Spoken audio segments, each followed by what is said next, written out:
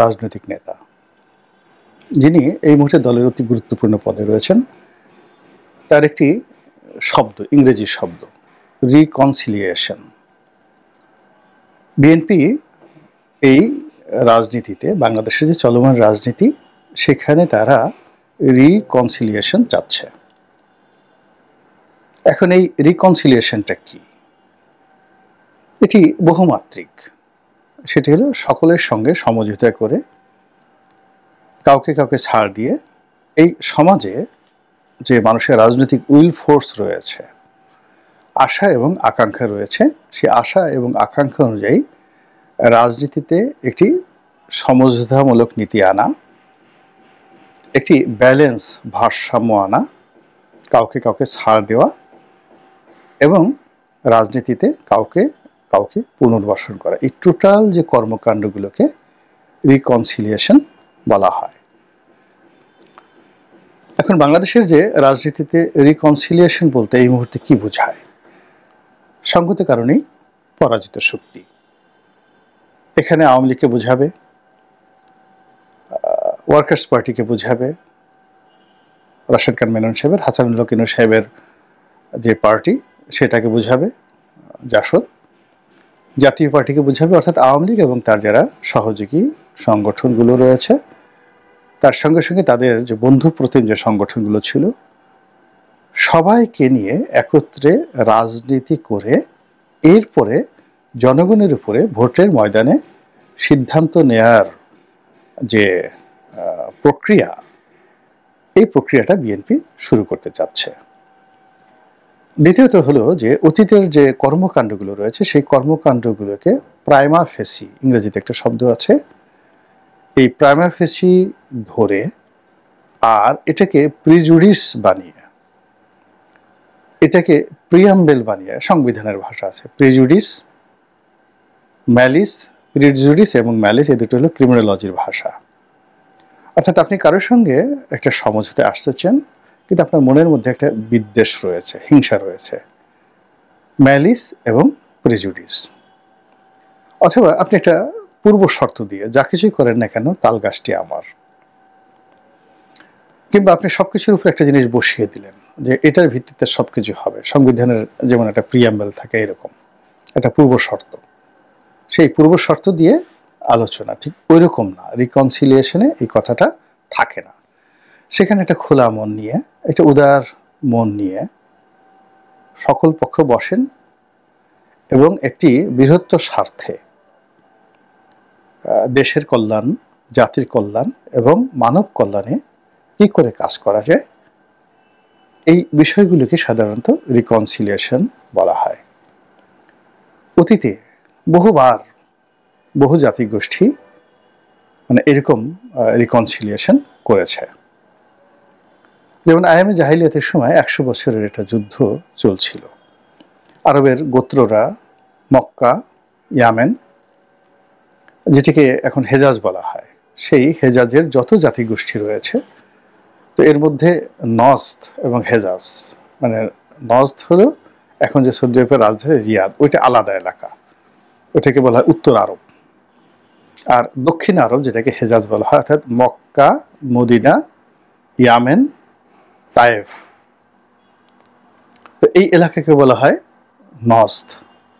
তো এই নজদের একটা বিশাল এলাকা, সেই নজদের একটা না, এই এলাকাকে বলা হয়, যাকে বলা হয় নজদ উত্তর আর দক্ষিণ আরব আর কি হেজাজ বলা হয়। এলাকাটাকে মানে দক্ষিণ আরবকে বলা হয় হেজাজ, যার মধ্যে মক্কা, মদিনা, তায়েফ এবং ইয়ামেন। আর নজদ বলা হয় উত্তর আরব। ঠিক আছে। এখন এই যে হেজাজের জাতি, গোষ্ঠী, বর্ণ, সম্প্রদায় 100 বছর ধরে যুদ্ধ করলো এবং যুদ্ধ করতে করতে তারা একটা সময় বললো যে না, আমাদের রিকনসিলিয়েশন দরকার, এবং সবাই বসে সেটা তারা করে ফেললো। এটা দীর্ঘকালীন শর্ত এবং অতীতে সব অপরাধ, খুনাখুনি, রক্তের বদলে এগুলো সব মাফ করে দিয়ে একেবারে নতুন করে একটা শান্তি তারা প্রতিষ্ঠা করলো। সেই যুগে আজ থেকে 1400 বছর আগে এরকম বহু ঘটনা, মানে আমাজনের জঙ্গলে এরকম রিকনসিলিয়েশন হয়েছে। তারপরে ভারতবর্ষে বহুবার হয়েছে। শিবাজির সঙ্গে যাকে বলা হয় আওরঙ্গজেবের রিকনসিলিয়েশনটা হয়েছে, মারাঠাদের সঙ্গে হয়েছে, শিখদের সঙ্গে হয়েছে, ব্রিটিশদের,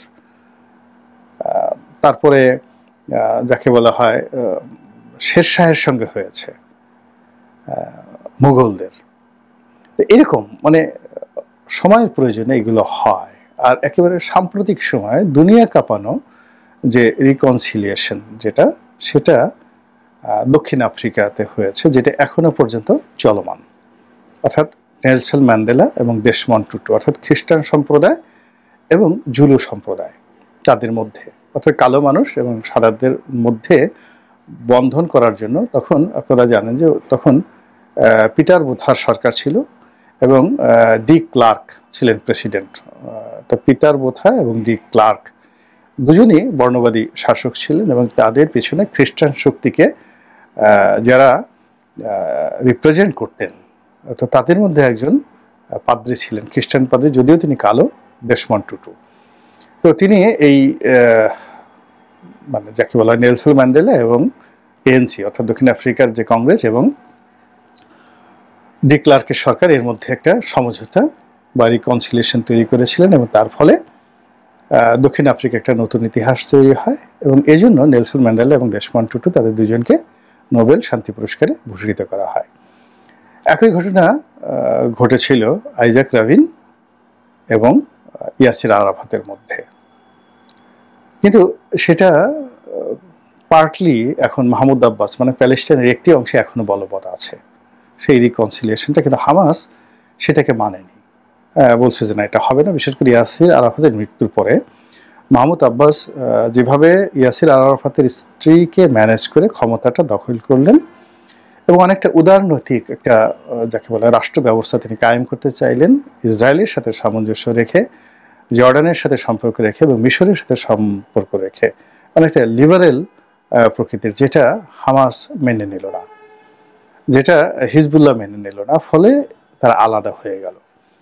এবং জনগণ, গাজার যারা জনগণ রয়েছে অর্থাৎ পশ্চিম তীরে যারা জনগণ, তারা মাহমুদ আব্বাসের সঙ্গে রইল এবং এখন পর্যন্ত তারা ভালো আছে, কিন্তু গাজার যারা জনগণ তারা ইসমাইল হানিয়াকে সমর্থন দিল এবং গাজা সেখানে আলাদা গভর্নমেন্ট তৈরি করলো এবং তার পরিণতিতে আজকে বুঝতে পারেন। ফলে ওই সময়টিতে যে রিকনসিলিয়েশনটা হয়েছিল সেটা এখন ফিলিস্তিনের একটি অংশে এখন পর্যন্ত কার্যকর, কিন্তু বাকি অংশ সেটা হয়নি। ফলে রিকনসিলিয়েশনের ইতিহাস কিন্তু রয়েছে, সব জায়গাতে রয়েছে। এখন বাংলাদেশে এখন সেই রিকনসিলিয়েশনটার কথা বলা হচ্ছে কেন? বিএনপি যে জিনিসটা দেখছে যে ঠিক আছে, আমরা এখন 35% বিএনপির সাপোর্ট, ঠিক সেম আওয়ামী লীগেরও 35% সাপোর্ট রয়েছে।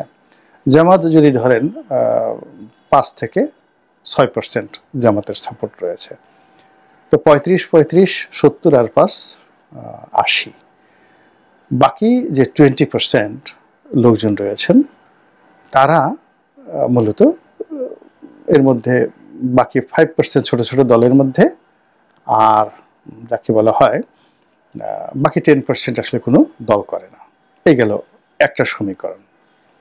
দ্বিতীয় সমীকরণ হলো যে এই যে 80% অর্থাৎ জামাতের যদি 5% ধরি বা 10%ও যদি ধরি, 5% ধরি, আর অন্যান্য ছোট ছোট দল, জাসদ বা অন্যান্য দলের যেগুলো খুব একদম স্ট্রংলি দল করেন তাদের 5%, তো টোটাল এখানে 10%। বিএনপি এবং আওয়ামী লীগের হলো 35, 70%, 80% লোক। তো এরা রাজনৈতিক দল করে, কিন্তু এই 80%-এর মধ্যে অ্যাট লিস্ট 50% লোক মানে 40% লোক তারা ভোট দেওয়ার সময় নিজের বিবেককে জাগ্রত করে এবং প্রার্থীকে পছন্দ হলে ভোট দেয়। মানে তারা দল করে বিএনপি বা দল করে আওয়ামী লীগ, কিন্তু স্থানীয় যে রাজনীতির যে সমীকরণ সেই সমীকরণ অনুযায়ী তাদের দলের প্রার্থী পছন্দ না হলে তাদের পুরো পরিবারের ভোটটা সুইং করে। তাহলে কি হলো দেখুন, যে যদি একেবারে ভোট প্রতীক দেখে ভোট হয় তাহলে এখানে 40% লোক, অর্থাৎ সেই যে অর্ধেক মানে 80%-এর অর্ধেক 40% লোক তারা কিন্তু প্রার্থী দেখে ভোট দিচ্ছে।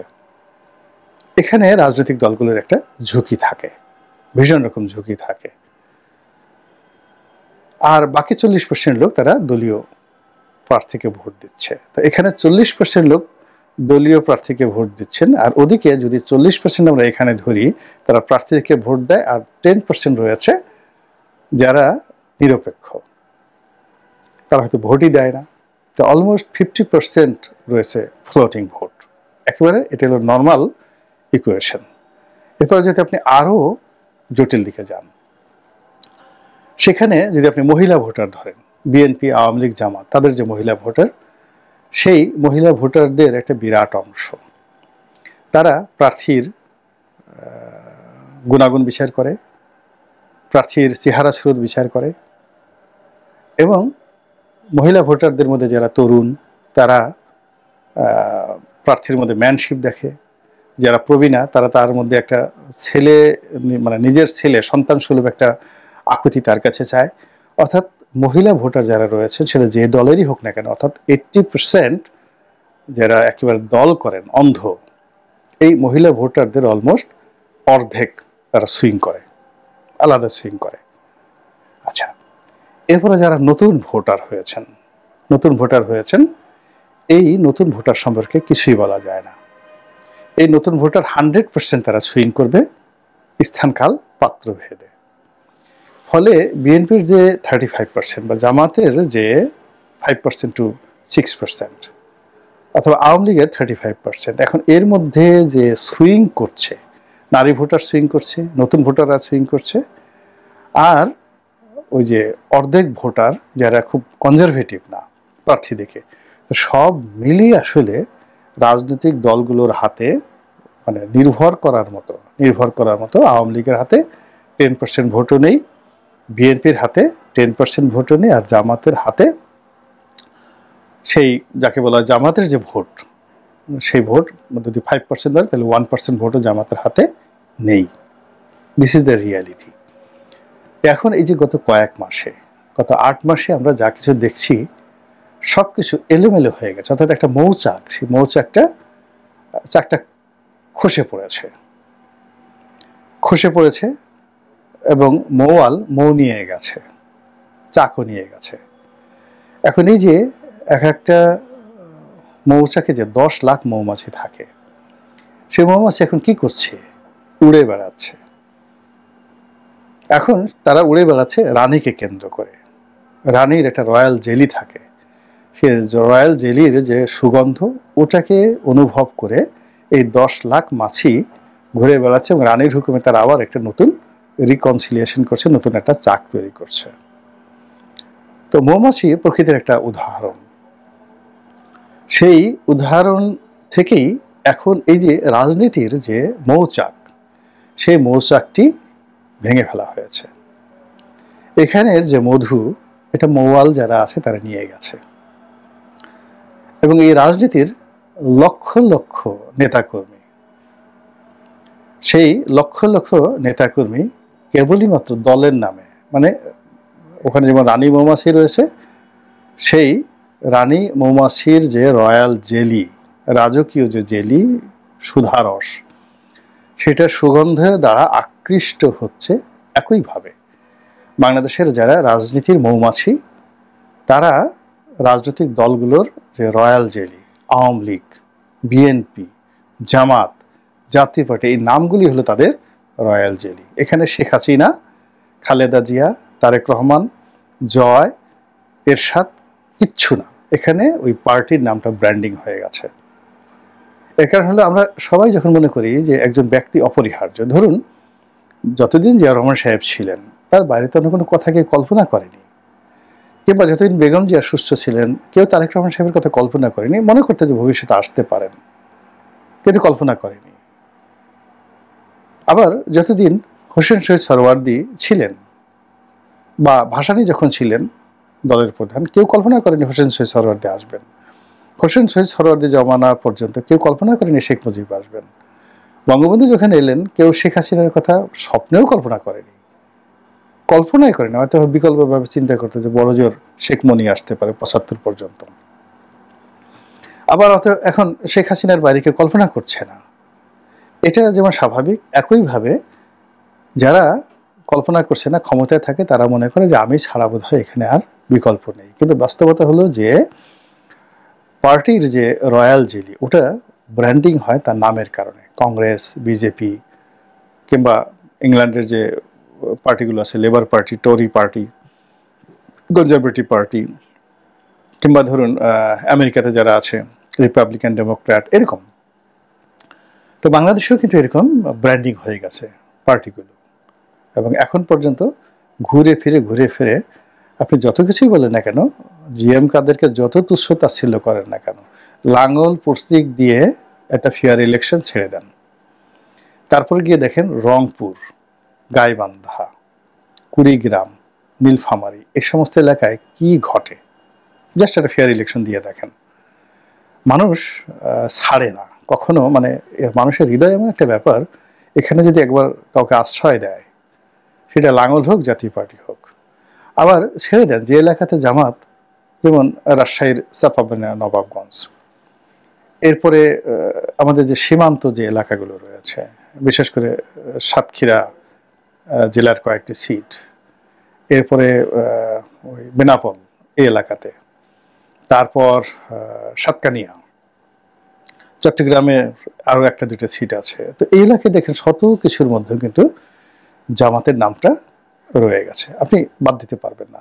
পাবনাতেও আপনি আলী হাসান মুজাহিদি সাহেবের এলাকাতে গিয়ে দেখেন এখন লোকজন তার কথাই বলে, কিংবা পিরোজপুরে গিয়ে দেখেন সাইদি সাহেবের কথা সেখানে বলবে, এবং তার রিপ্রেজেন্টেশন হিসেবে তার ছেলেরা ঘোরাফেরা করছে, লোকজন তার মধ্যেই দিলওয়ার হোসেন সাইদিকে খুঁজে পাচ্ছে এবং জামাতকে একই সঙ্গে কাজ করছে। এইভাবে আসলে রাজনৈতিক দলগুলো একটা রয়্যাল জেলি ছড়ায় সব দিক থেকে। তো এই জিনিসগুলো আপনি বাদ দিতে পারবেন না। ওটা কি বিএনপির যে নেতা তিনি রিকনসিলিয়েশন করতে চাচ্ছেন। যদি এই প্রস্তাবনাটা রাষ্ট্রবিজ্ঞানের দৃষ্টিতে দেশের যারা নীতি নির্ধারণী তারা গ্রহণ করেন, এবং নেতৃবৃন্দ যারা আছেন তারা যদি জনগণের সামনে ওইভাবে কথাবার্তা বলতে থাকেন, তাহলে আমি মনে করি যে এটা জাতি হিসেবে আমাদের জন্য একটা বিরাট গর্বের। এই জাতি একবার জেগে উঠেছিল গোপালের আমলে, অর্থাৎ 100 বছর মাৎসান্যায়ের পর তারা রিকনসিলিয়েশন করেছিল গোপালের জমানাতে। গোপালকে তারা রাজা বানিয়েছিল, তখন সবাই সবিগ ভুলে গিয়েছিল।